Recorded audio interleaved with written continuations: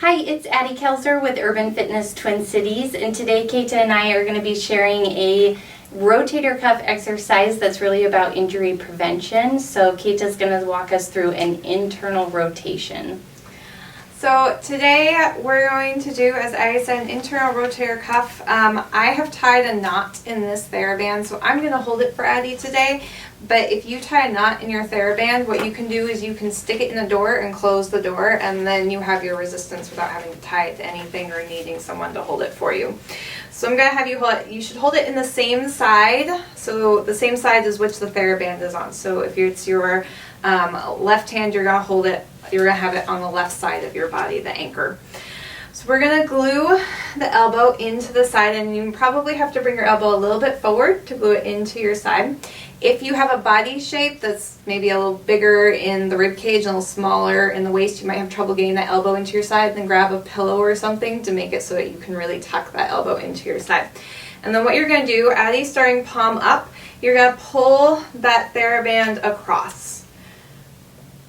Now, the most important thing about this exercise is not what your hand is doing. It is that the movement comes from up inside your shoulder joint. So you want to think about the movement coming, and always come back to straight for me.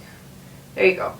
Movement comes from inside your shoulder. Rotator cuffs are very small little muscles, and they are the support system for your shoulders. So we have all these big muscles we tend to utilize and work a lot, but your rotator cuffs are very important and very prone to injury because we tend to ignore strengthening them, and then the dog pulls and they rip. So you want to make sure that the movement is coming from the ball and socket joint, not from your elbow or your arm. If you're feeling it in the outside of your arm, you're probably moving your elbow away from your body as you go.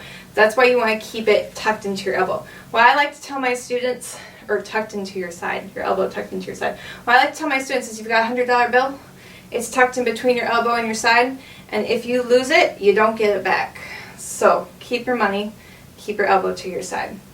I can feel this like deep up in here. Yep, this one you're going to feel, unlike the external rotation where she felt more in the back of her shoulder, this one you're going to feel more deep in the front of your shoulder. But it should all come from that ball and socket moving. So that it doesn't matter how far your arm goes. Addie's front arm actually goes pretty far, but a lot of us it's a smaller motion, and it just depends on the rotational ability of your shoulder. So it's not about how far your hand moves, it's all about making sure it's up in your shoulder joint. Go ahead and turn your palm to face across your body as well.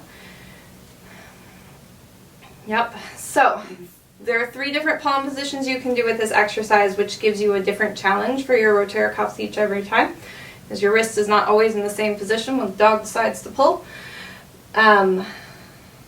So we can do palm up, palm across your body, and palm straight down towards the floor. Another really important thing to remember about rotator cuffs is they are long distance runners. They are not sprinters. So you don't want heavy weights. You want really light weight, lighter than you even think you want. And you want to do more reps until they're tired. If you go too heavy a weight, you're going to feel it in the wrong places.